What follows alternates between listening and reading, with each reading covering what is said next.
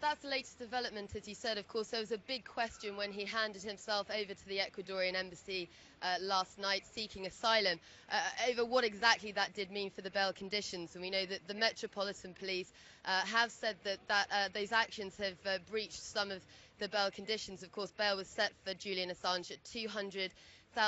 Now, there's been a lot of rhetoric already about that move that he made. A lot of people are talking about it in terms of fleeing or escaping. I mean, it has to be pointed out that it's a perfectly legitimate legal action that he's exercised. And of course, his legal team running out of options, really. We saw at the end of last month the UK Supreme Court rejecting his appeal for extradition to Sweden.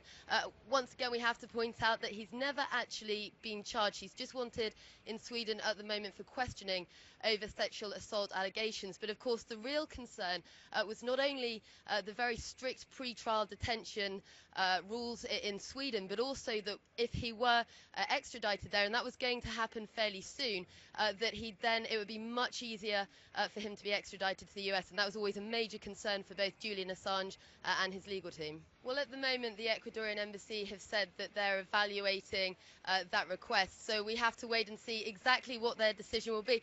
It's hard to say at this moment. Now, we know that Julian Assange had on his show for RT interviewed the president of Ecuador, and they seemed to hit it off in that interview. The president saying to him that he was a big fan of WikiLeaks. He liked what WikiLeaks was doing for the freedom of speech.